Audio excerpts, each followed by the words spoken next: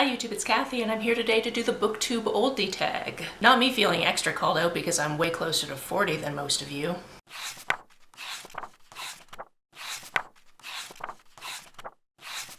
So it looks like this tag has 7 questions. I've watched Sam's version of this tag, the creator of the tag, but I didn't internalize any of the questions because I knew I just wanted to do kind of an off-the-cuff discussion with each of the questions, which is kind of fun. So let's get started. The first question is, when did you start your channel? This channel started in late 2015, a few months after I went to my very first VidCon, and I think I've only been to 3 of them, 4 of them maybe. I think I went 2015, 16, 17, and 18. I didn't go in 2019 because instead I was going with my mom to visit my brother on the opposite side of Canada.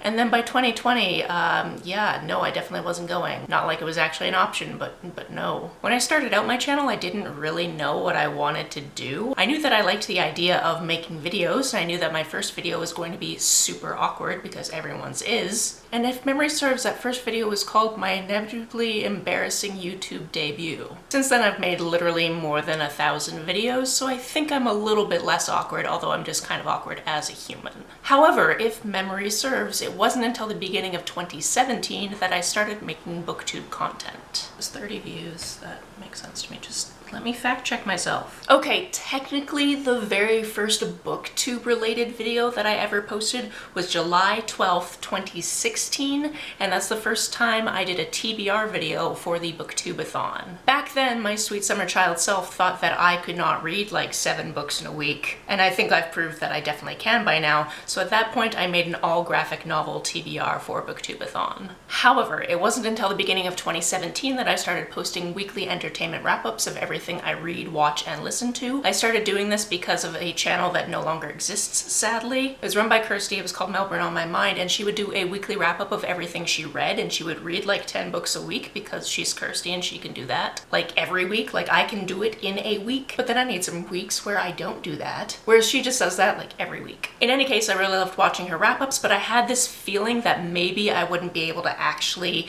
read a book one week, and then what would I talk about? I love the continuity of having something to talk about every week, so it was like, I'll talk about everything I read, watch, and listen to, which at the time was podcasts because I didn't realize I could be listening to audiobooks from my library yet. And as of recording this, I have done that the last 393 weeks in a row. So yeah, that should more than answer that question. Let's see what the second question is. What were your staple videos when you first started your channel versus now? So when I first started, I wasn't doing BookTube stuff, but as of 2017, it's been mostly BookTube stuff with a little bit of travel stuff thrown in there when I do in fact get to travel. Although I definitely don't do vlogs of everywhere I've traveled because I didn't do any vlogs this time around for my Europe trip. Like I said, when I really doubled down on BookTube videos in 2017, I had my weekly wrap-ups. I also did so many TBR videos because if there was a readathon, I was participating. Now there's way too many to do that. And also I really only tend to make TBRs for personal projects and or the Queer Lit readathon. There will be other readathons throughout the year where maybe sometimes I'll participate, but not to the extent that I used to.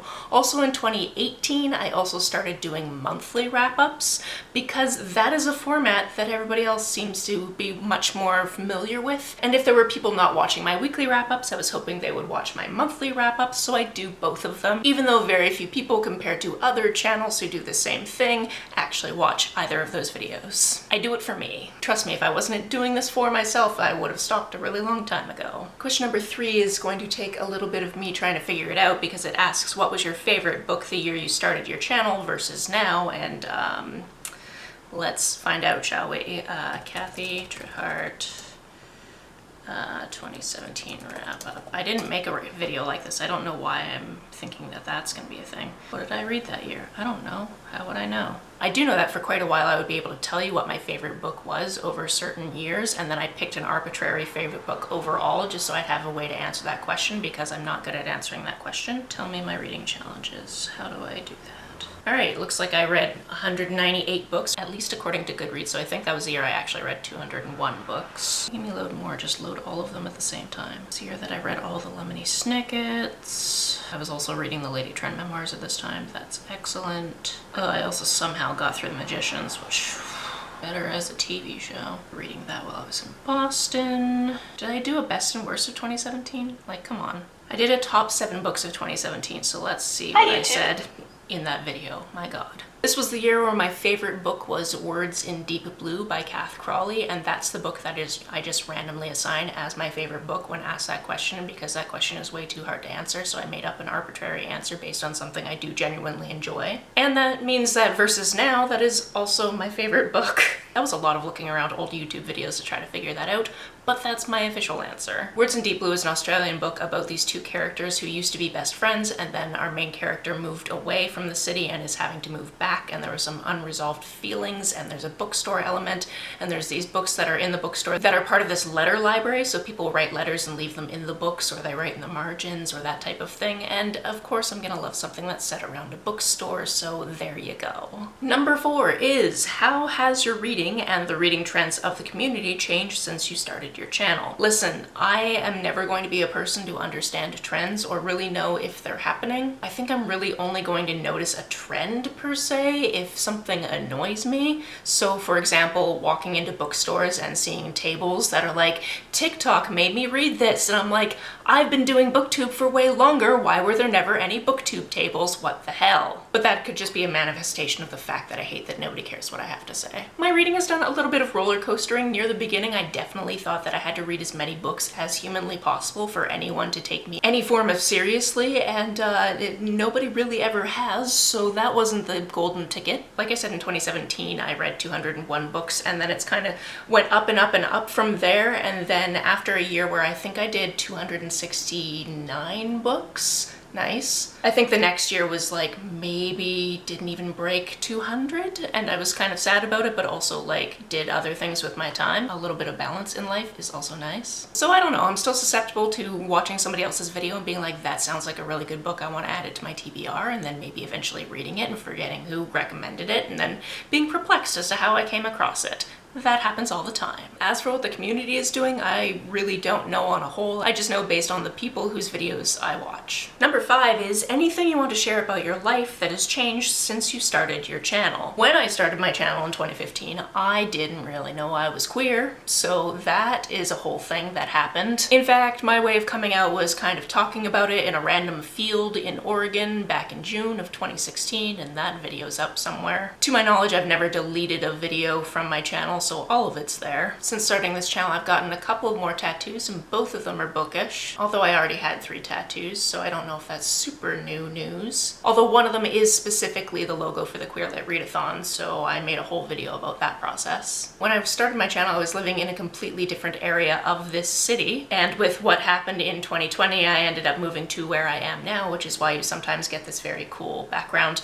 for my videos, although usually I'm filming in Second Library, which is a funny misnomer now because when I moved in here there was a library upstairs, and when I moved in there had to be a second library because I brought a lot of books with me, and now First Library is actually an office, but I still call it First Library and Second Library. And this was the first art project of the owner of the house when she moved in. Other things I want to share, I don't think there's really all that much that if you're a regular viewer of this channel you don't already know. Like, I enjoy traveling. I enjoy continuing to read while I travel. In fact, I was actually thinking about this earlier because I was watching somebody else's wrap-up video. It was actually Saajid's video, and he was talking about reading Freedom is a Constant Struggle, and in my brain I went, yeah, I read that earlier this year, and I remember I was reading it in Paris because I was definitely listening to it while I was eating breakfast in our hotel in Paris. So sometimes the books I read take me right back to wherever I was when I was reading it, which is very cool. But other than the fact that I'm currently living in a second chance romance, and we've been in that second chance for almost 5 years now, not really much to say. Number 6 is,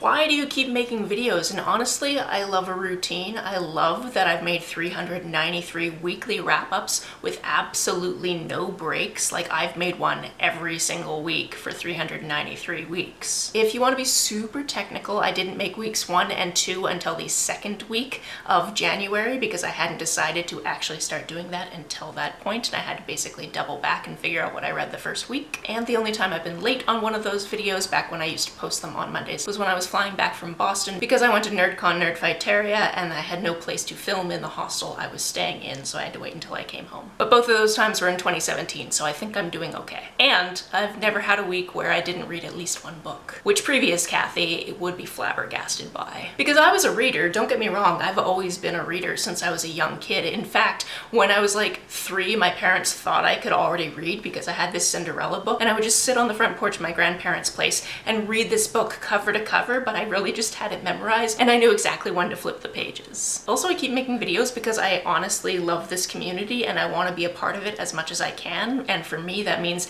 making videos so people will maybe interact with them, or so when I interact with other people's videos they can click over to my channel and be like, oh yes, this person also makes videos and maybe we'll have something to talk about. Honestly, I just really like it. It's kind of part of my self-care. It's something that I get to do that just makes me happy. Number 7 is kind of a tough question, and that's, what are you excited about / hoping for in the future of BookTube? I'm hoping that more people find this niche and are able to build upon it. I'm hoping that we get more interaction between people, like tag videos again. I'm hoping that everything goes super well for BookNetFest 2025 because I'm finally returning to my favorite thing next year and I'm so excited about it. And a little bit of me is hoping that every time I hit a really cool milestone, there's people there to congratulate me and just talk books with me in the comments of my videos. Like, I'm about to hit 400 videos for 400 weekly wrap-ups. That's really cool. And in about 5.5 months, I will have been doing BookTube for 8 years, which is also very cool. So I'm not the person that's been doing this the longest, I'm not the person that's done it the most successfully, whatever that means. And arguably, I was too old to even start on the platform when I did, which means that this title of this tag is just perfect for me. Because yeah, I did start making videos at 29 years old, and I am now 38 years old. Listen, YouTube first started being a thing the year that I moved to Ireland,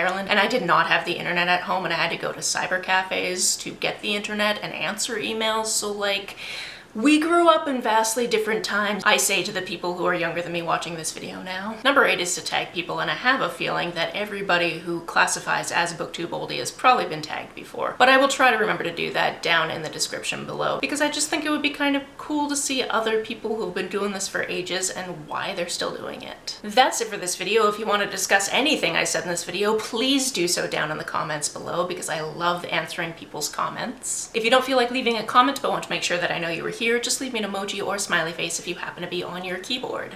Some people have asked if there's a way to financially support this channel, so I set up a Ko-fi account, which is a digital tipping service. The link for that, as always, is down below. You can like and share this as you see fit, and I will see you very soon.